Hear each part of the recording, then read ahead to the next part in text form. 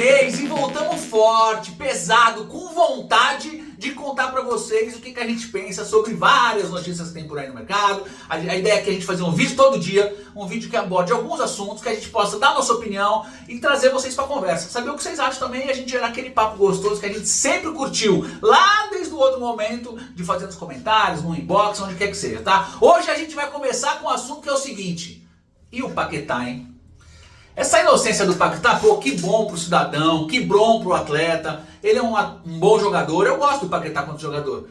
Mas é muito esquisito tudo que aconteceu com o Paquetá. É muita coincidência, é muito alinhamento dos astros para que justamente nos jogos onde ele tomou cartões amarelos em lances desnecessários, tivesse um volume tão grande de apostas lá na ilha de Paquetá. Mas o que importa é o que a justiça decidiu, a gente tem que respeitar a justiça. E a justiça que estava investigando lá, que eu acho que era a justiça desportiva, concluiu que ele era inocente. Bola pra frente, a gente tem que deixar isso pra trás. Se ele é inocente de fato ou não, a gente não vai saber, mas vamos confiar nas leis, vamos confiar na justiça, quem investigou, quem foi atrás, e deixe o menino jogar. Paquetá é bom jogador, pode colaborar com o futebol brasileiro e acho que ele vai conseguir um contratinho, um time melhor que o West Ham. Já era um contrato que já tinha lá do City, né? Que já era para ter sido, freou tudo, ficou sem ser convocado por causa de toda essa celeuma em torno da máfia das apostas. Mas ele tá livre, deve voltar a jogar, vai jogar em alto nível com certeza, porque é bom de bola.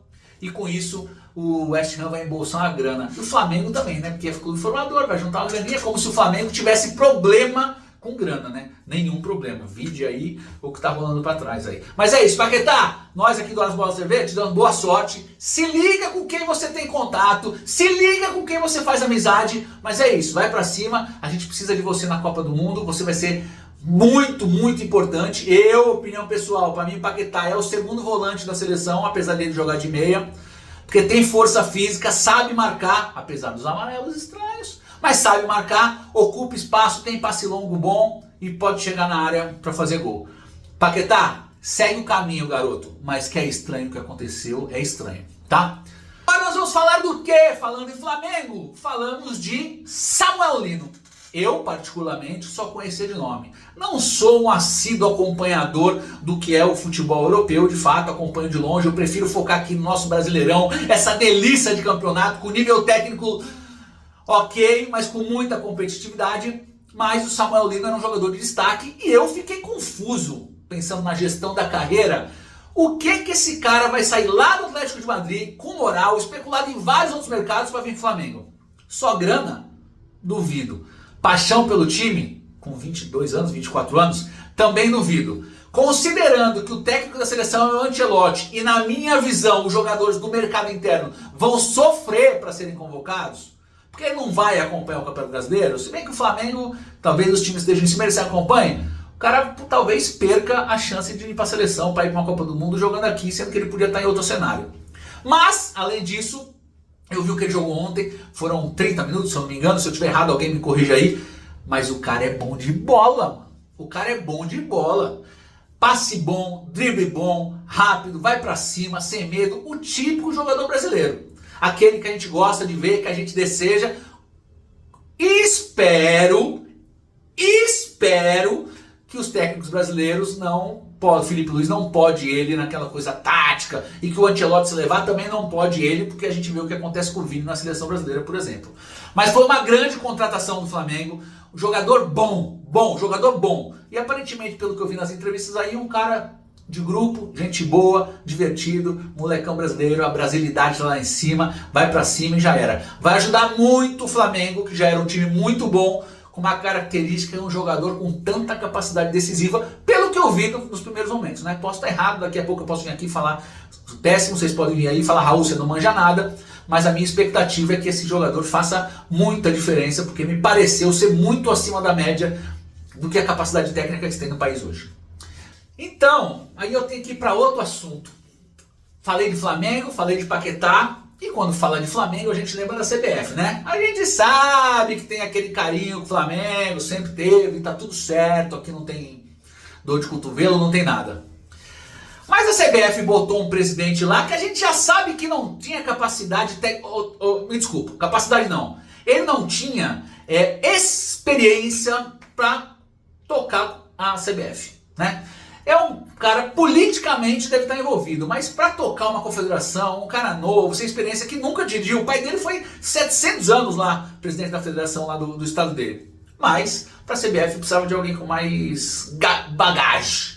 Mas não foi o caso. Veio ele, começou com um discurso muito bom, vamos fazer isso, escolas da CBF pelo Brasil, vamos melhorar os gramados, vamos botar o VAR, não sei o quê. E o que a gente chega é que ele foi colocado como investigado pelo Tribunal Eleitoral Local. Investigado. Me fala uma coisa, não tem como participar do futebol sem ter problema com investigação? E da CBF ainda não tem?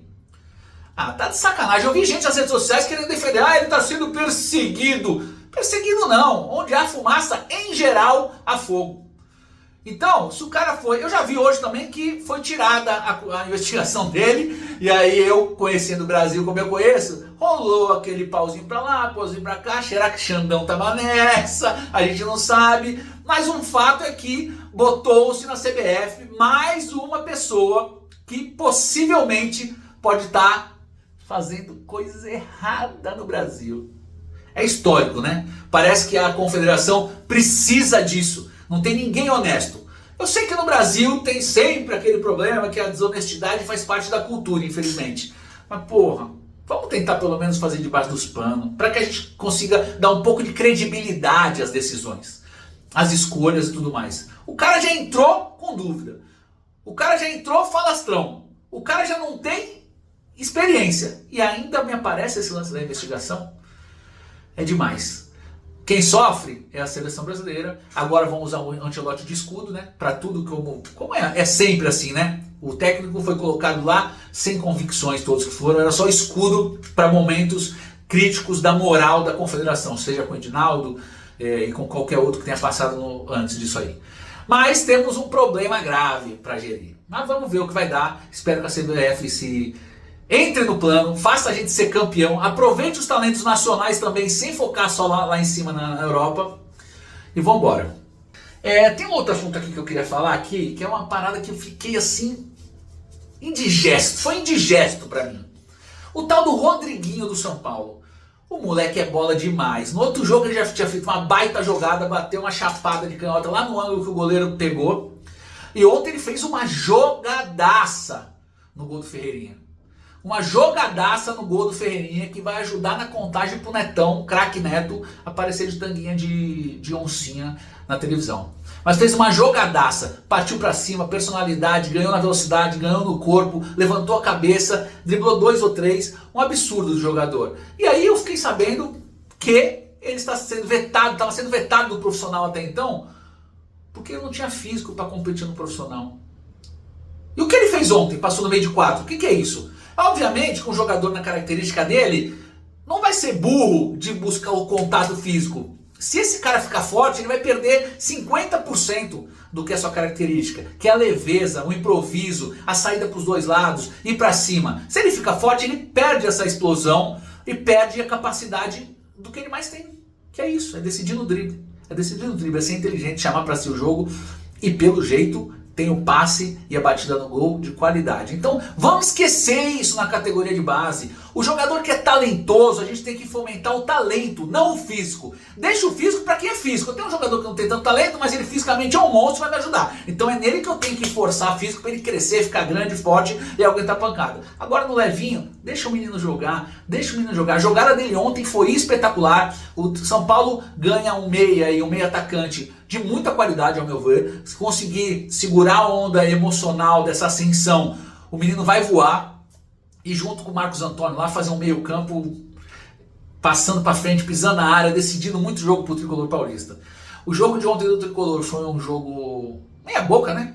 Botou o time reserva, o adversário que tá numa draga, botou o time reserva, mais draga ainda. O jogo não foi bom, o jogo foi ruim, mas teve esse destaque do Rodriguinho, que eu particularmente gostei. Acho que a gente ganha mais um talento se tiver a carreira bem gerida.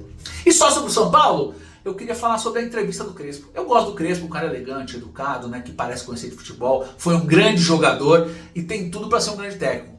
Mas a má vontade dele na entrevista é demais. Na primeira pergunta, pediram a opinião dele se a resposta era sim ou não sobre alguma questão tática e ele só respondeu não. Ele não discorreu sobre a questão para que ajudasse o jornalista a desmistificar as dúvidas do torcedor, ou gerar conteúdo a favor do trabalho do Crespo, ou botar o São Paulo na mídia. Não, ele foi seco, na má vontade, numa marra desgracenta. Crespo, tu já sabia que o futebol brasileiro tem jogo terça e domingo, quarta e domingo. Você já sabia que todo jogo tem entrevista para dar. Então faz parte do trabalho, meu amigo. Faz parte do trabalho falar com a imprensa, dar explicações sobre as suas decisões, mostrar exemplos do porquê e dar mensagem para a torcida. A torcida espera isso, é cultural. Se em outros lugares não é assim, no Brasil é. Você já veio para cá sabendo disso, até porque já trabalhou. Tudo bem que num contexto de pandemia, onde talvez não rolasse tantas entrevistas, mas é isso. Um pouco mais de boa vontade, você tem tudo para brilhar. E para finalizar esse primeiro vídeo, nessa nova era do Horas Bolas TV, eu não poderia ficar sem falar dele, né? O craque, Menino Ney. Menino Ney que já está... É uma loucura, né? A nossa carência é tão grande, nosso desespero é tão grande, e aí quando eu digo do torcedor e da imprensa, que os caras já estão de novo cogitando levar o Neymar para a seleção já na próxima convocação. Eu entendo que a presença dele é benéfica para a molecada, eu entendo que traz uma moral, que ele é um jogador de peso, que tecnicamente é um espetáculo, mas muito espetáculo, mas que apesar de ter jogado 5 jogos 90 minutos, ele não está mostrando futebol suficiente para que vai ajudar a seleção dentro de campo. Não vai conseguir jogar. Para ele conseguir jogar com espaço, vai ter que fazer os outros atacantes não jogarem, como foi com o Gabriel Jesus lá na outra Copa. Tem que anular o Gabriel Jesus de marcar para conseguir jogar. Isso não está certo. Espera mais um pouco. É amistoso. Nós vamos, amistoso? Acho que nem sei se é amistoso. Mas a gente vai pra Copa, tá tudo certo, dá tempo ao tempo, deixa o cara se firmar, deixa ele jogar esses 6 meses aqui pra chegar no final do ano inteiraço. Pra que a próxima temporada ele faça uma pré-temporada, seja pro Santos ou seja pro outro time da Europa, que estão falando do Olympique aí e tal. E bora. E aí ele vai estar pronto para disputar a Copa. Agora não, vai atrapalhar o trabalho. Vai tirar espaço de outros meninos que querem aparecer. Vai tirar o protagonismo de outras lideranças que podem aparecer. Pra quê? Se já está tudo resolvido. E vai que numa dessa ele se machuca de novo, porque o nível de competitividade na América do Sul é grande. Toma uma pancada no equatoriano, no colombiano, no peruano aí, como é que faz? Não precisa. A seleção de brasileira, para esse momento exato, esse agora, hoje, amanhã, mês que vem, não precisa do Neymar, expor ao Neymar a uma situação e expor a seleção a outra situação. Para mim, menino Ney, homem Ney, craque absoluto, dentro de campo uma maravilha, o resto não me importa. Não deveria ir para a seleção. Essa especulação de agora, eu espero que fique na especulação. Espero que ele, o seu staff, o Ancelotti e a comissão da seleção entre num acordo de tipo, agora não. Agora não. Ou se for agora, vai sabendo que não vai jogar. Ou vai jogar 15 minutos só. Para que a gente consiga construir algo. Porque vai que chega lá daqui na Copa do ano que vem, ele não esteja pronto para jogar. Aqui a gente fala a real. Na nossa opinião, na minha opinião, Raul, do Horas Bolas TV, o Neymar não deveria voltar. Deveria dar tempo ao tempo, ter mais paciência como teve até agora. Já foi ridículo aquele papo do Dorival lá que vai fazer em torno dele. Vou pensar em convocar. O cara não conseguia nem andar em campo. Nem andar em campo ele estava conseguindo. Mas falaram. Ainda bem que não rolou. Aliás, não rolou porque ele se machucou. Se ele não tivesse machucado, ia ter rolado. Espero que se tenham sapiência agora, tranquilidade, para entender que não é a hora.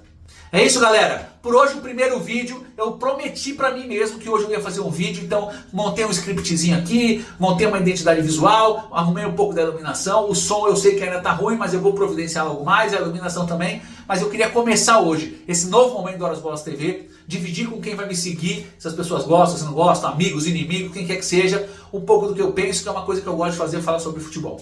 Beleza? Aquele beijo pra vocês, tudo de bom, não esqueça de vir com a gente, inscreve no canal, ativa o sininho, dá o like e compartilha. Se você amigo que é amigo, compartilha. Beleza? Um beijo pra todo mundo.